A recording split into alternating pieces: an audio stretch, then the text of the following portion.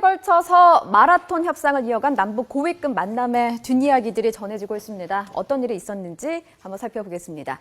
자, 먼저 1, 2차 접촉을 모두 합친 43시간 동안 마라톤 협상이 이어졌는데요. 전체 회의 4번, 별도 실무회의도 10번만 하는 등 이 회의만 24번을 했다고 홍영표 통일부 장관이 밝혔습니다. 하지만 이 지뢰 도발에 대한 우리의 사과 요구에 북측은 과거의 잘잘못을 따지기보다는 앞으로의 관계를 논의하자고 맞섰고요. 입장 차이를 좁히는 과정에서 전쟁 언급까지 나오면서 고성도 오갔다고 합니다. 여러 차례 고비가 있었다고 전해졌는데요. 김관진 국가안보실장 국방부 장관 출신이지요. 협상의 고비를 맞을 때에는 증거를 펼쳐놓고 나는 전군을 지휘한 사람이라며 압박한 것으로 알려졌습니다. 한때 분위기가 험악해지기도 했다고 합니다. 하지만 양측은 진지하게 협의를 이어갔다고 전해졌습니다. 결국 남북은 이 지뢰 도발에 북한이 유감을 표명한 내용을 공동 보도문에 담았습니다. 그런데 말이죠. 이 공동 보도문의 잉크가 채 마르기도 전에 황병서 총정치국장은 딴소리를 하고 있습니다. 어제였습니다. 조선중앙TV에 나와서 남측이 근거 없는 사건을 만들었다며 지뢰 도발을 우회적으로 부인하는 듯한 말을 했습니다. 유감이랄 때는 언제고 도리어 교훈을 찾으라고 합니다. 도대체 왜 이러는 걸까요? 지금 이야기 나눠보겠습니다. 예, 딴소리부터 시작을 해가지고 여러 가지 북한이 이번에 노출한 전략, 전쟁의 전략은 어떤 것인지 이런 부분 자세히 알아보겠습니다. 계속해서 세 분은 나와 계시고요. 새롭게 신인균 자주국방 네트워크 대표 나와 계십니다. 어서 오십시오. 안녕하세요. 예, 이 딴소리 말이에요. 합의문 작성 이후에 딴소리 한 게 처음이 아니죠, 신 박사님? 처음이 아닙니다. 매번, 북한은 항상 그 양면이 있고요. 예. 그러니까 이중 플레이를 하기 때문에. 그런데 요번에 그 특징 중에 하나는 너무도 그냥 잉크가 마르기 전에 가자마자 평양에 도착하자마자 그걸 조선중앙TV 그 뭐 생중계하듯이 했다라는 거는 그만큼 빨리 불을 꺼야 된다라는 그런 의미가 있고요. 합의문 발표도 평양시 기준으로 하면 우리보다 30분 늦게 해야 되는데 3분 사실 빨리 했잖아요. 네. 그것도 왜 빨리 했을까? 이게 우리의 그 의도대로 우리의 주도로 이루어진 합의다라는 거를 강조하기 위해서 우리가 그러니까 상당히 많이 얻은 거다.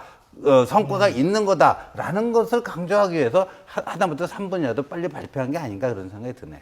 그리고 본인의 이 숙청될 수 있는 혹은 처형될 수 있는 이런 두려움 때문에 더 또 나갈 수도 있는 거 아니에요? 그럴 수도 있겠죠. 그러니까 이 합의가 오히려 김정은의 권위를 실추시키고 있는 지금 벌써 일부 보도에는 그런 것들이 나오고 있습니다. 이거 무슨 준전시 상태 걸어놓고 뭐 할 것 같더니 결국 그 정도 고작 이거 하려고 이렇게까지 호들갑을 떤 거냐 하는 여론이 북한 내부에서도 일어나기 때문에 그런 것을 완전히 좀 뭐 빨리 오해를 불식시키고 소방수 역할을 해야 된다는 의미에서 그 황병서가 이렇게 급히 나섰다고 봐야 되겠죠. 그러니까 북한이 내부적으로는 김정은에 대해서 이 전략의 천재, 이 전쟁의 천재라고 이렇게 주장하고 있거든요. 아니 뭐 천재가 많아요. 한두 개가 아니에요. 그래서 실제로 그렇게 주장했는데 네. 그 결과가 이거냐라는 내부적 동요로 의식한 정확하게 북한 내부용의 보도 또 이런 거, 그러니까 그것들을 위한 입장 표명 아니었나 이렇게 생각이 듭니다. 근데요, 어쨌든 북한이 본이든 본의가 아니든 이번 위기를 겪으면서 상당 부분의 전략을 노출했다. 이런 얘기가 있습니다. 그죠? 이번에 노출된 북한의 전술, 우리 신 대표님은 어떻게 보십니까? 자, 이제 노출됐다라기보다는 우리가 그동안 예측을 하고 있었던 것을 확인시켜 준 거죠.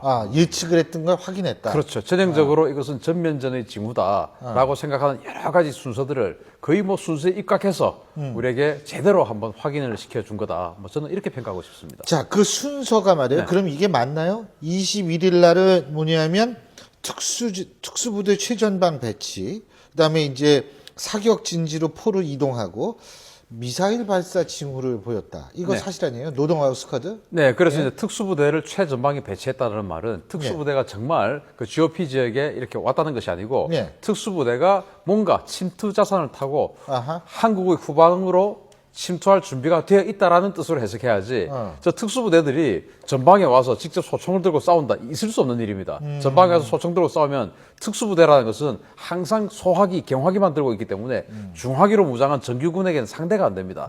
은밀하게 침투해서 후방에서 다른 어떤 공작을 하는 게 특수부대거든요. 네. 따라서 특수부대 최전방 배치는 침투할 준비를 마쳤다. 이렇게 되는 것이고 사격 징지로 포가 이동했다라고 하지 않습니까? 그럼 이제 북한의 그 부대 배치를 보면 사단에 우리는 사단 포병이 있는데 저기도 사단 포병이 있지만 연대에도 포병이 있습니다. 우리는 연대 포병이 없거든요. 연대급 포병, 즉 76mm 이번에 76mm 포로 우리를 쐈지 않습니까? 세 발을. 그 76mm 포가 사정거리 짧아요. 그런데 이제 우리 11개 GOP 지역에 11개 사단에 다 확성기가 있지 않습니까? 그 확성기를 타격하기 위해서 좀 더 접근을 했다. 이것은 이제 실제로 전면전을 할 때도 사정거리가 짧기 때문에 더 접근을 하게 되죠. 뭐 그러한 것들이고 후방에서는 스커드나 노동 미사일 같은 것들이 이동식 미사일 발사되죠. 이런 것들이 이제 발사의 징후를 보였다는 것인데 전면전 할 때 실제로 스커드나 노동 미사일은 핵을 쏘겠지만 스커드 미사일들을 대량 발사해서 우리 공군 기지의 활주로를 때리게 됩니다. 그래서 이번에도 그러한 모습들을 보여주었죠. 전형적인 이제 D-Day 이전의 상황을 연출을 한 겁니다. 그럼 22일 날 잠수함이 출항하고 견인포를 전진 배치했다. 사실 그러면은 잠수함 출항을 했다라는 사실 자체는 이거는 그러니까 특수부대와 연결이 돼 있는 건가요? 맞습니다. 연결이 자, 있는 잠수함은 예. 그 50척이나 이제 출항을 했는데 예. 북한이 잠수함을 한 70여 척을 가지고 있는데 그 중에서 움직일 수 있는 건 다 나온 거죠.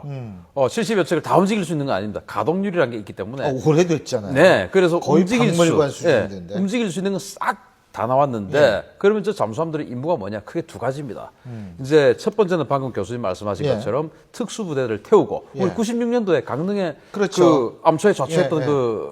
그 맞습니다. 잠수함 기억하지 않습니까? 예. 그게 바로 특수부대를 태우고 우리 후방에 침투하기 위해서 왔던 잠수함이거든요. 그런 것처럼 특수부대를 태우고 우리 후방으로 들어오는 역할을 하는 겁니다. 자, 어제 특수부대를 최전방에 배치했지 않습니까? 예. 그 특수부대가 잠수함을 타고 오는 겁니다. 그리고 그 중에서 또 이제 상어급이라든지 한 300톤 되는 거 있습니다. 상어급이라든지 그 1,700톤짜리 로미오급 잠수함 같은 경우는 주로 이제 동해 지역에 배치가 되어 있을 텐데 기뢰전을 합니다.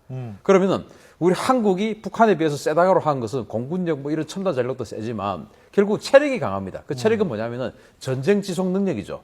우리는 전선에서는 전쟁을 하면서도 휴대폰을 팔고 자동차를 팔고 계속 이렇게 무역을 하면서 전쟁을 계속 해나가는 것입니다. 북한은 그런 게 없죠. 그러면은 우리 한국의 전쟁 지속 능력을 떨어뜨리는 겁니다. 이를테면 울산항, 포항, 부산항 이런 데로 로미오급 잠수함들이 와서 기뢰를 부설하는 것이죠. 그렇게 해서 우리 항구로 들어온 상선들이나 이런 것들이 만약에 기뢰에 맞아서 침몰을 하게 된다면 이 코리안 리스크가 급상승을 하게 되고 한국으로 들어오지 않으려 하겠죠.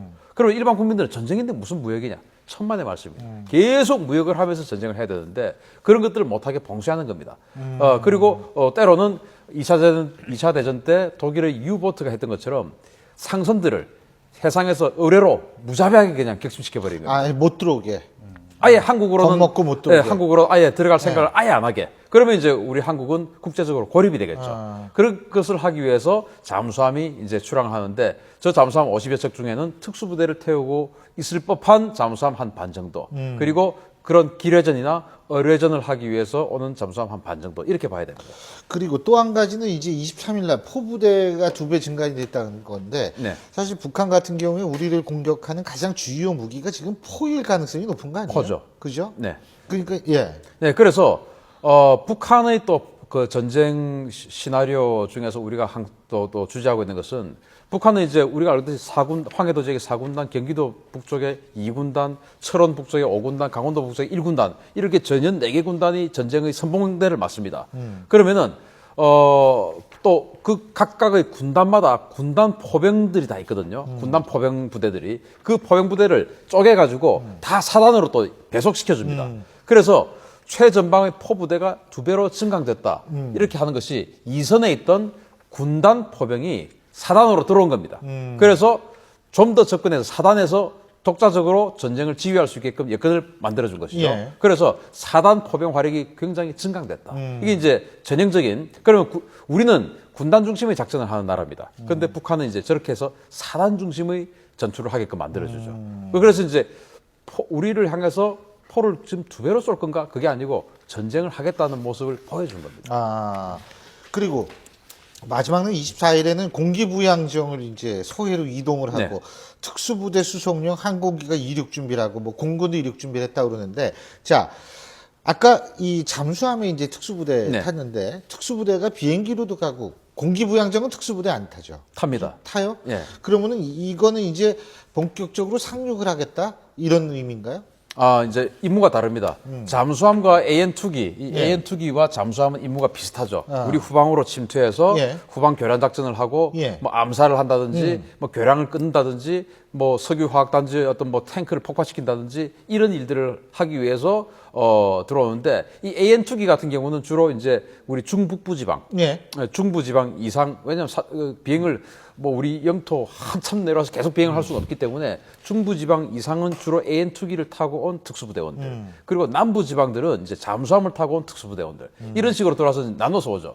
뭐 간단하게로는 AN2기 타고 부산까지 가면 제일 좋겠지만 그럴 수가 없기 때문에 주로 이제 충청도 이북 지방은 AN2기 그리고 그 이남 지방은 잠수함을 타고 와서 공격을 하게 되는데 그러면은 똑같이 특수부대원들이 왜 잠수함은 22일이고 공기부양정이나 이 AN2기는 24일이냐. 잠수함은 속도가 3노트, 2노트 이런 식으로 아, 아주 천천히 늦습니다. 가는 거예요. 천천히 가니까 미리 가야죠. 아, 미리 가 있다. 똑같은 시간에 똑같이 예를 들어서 아하.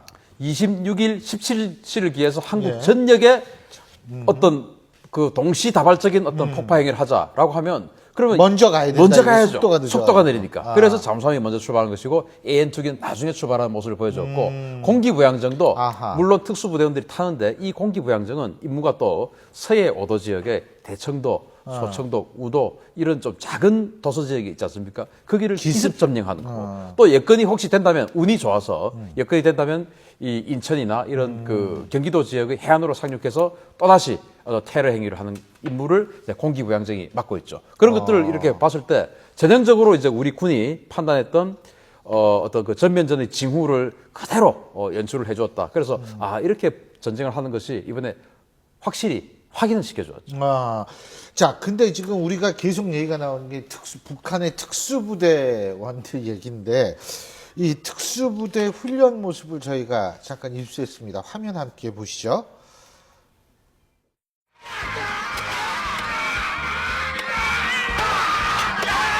모든 군인들이 그 어떤 불의의 중앙에서 그 어떤 적과 맞다들어도 전투 임무를 자립적으로 능동적으로 수행할 수 있도록 지도하시었습니다.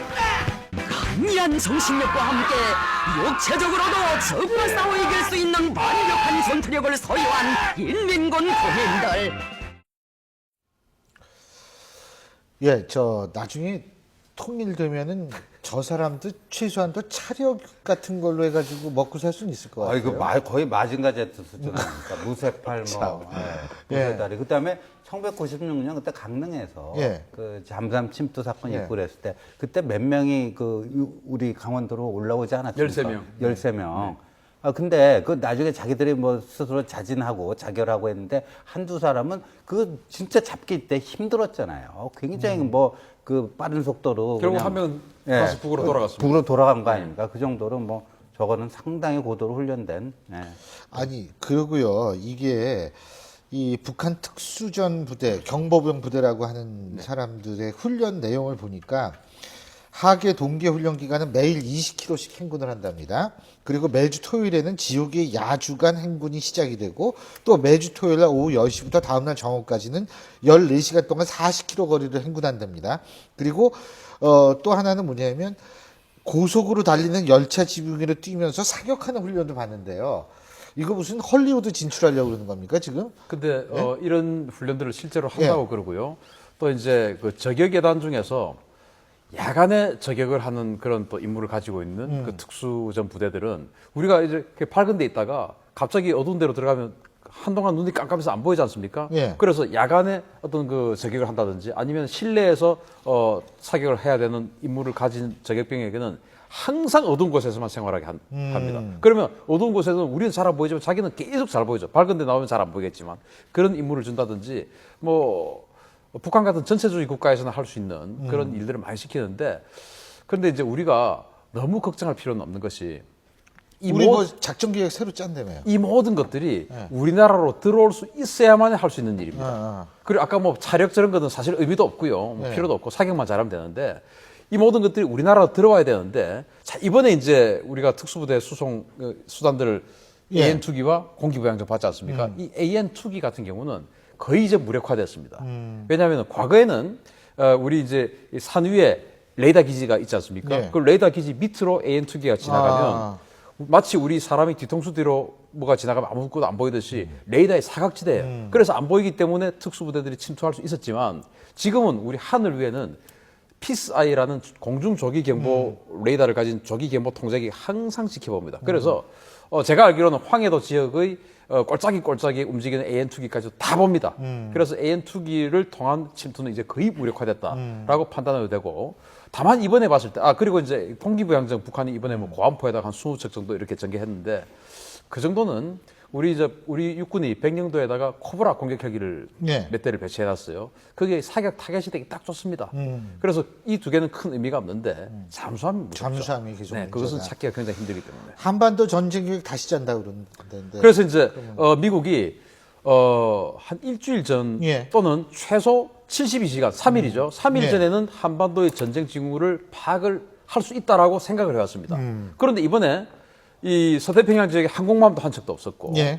미군의 전력이 거의 공백 상태였어요. 그런데 이렇게 하다가 뭐 예. 어쩌고 하다가 전쟁이 발생할 수 있는 예. 상황이었죠. 그런데 미군은 하나도 없었습니다. 아하. 따라서 미국이 충격받았던 것은 잠수함이 50척이나 바다로 나와버렸다는 것이죠. 원래는 잠수함이 나오기 전에 기지를 그냥 나오기 전에 그냥 부숴버려야 돼요.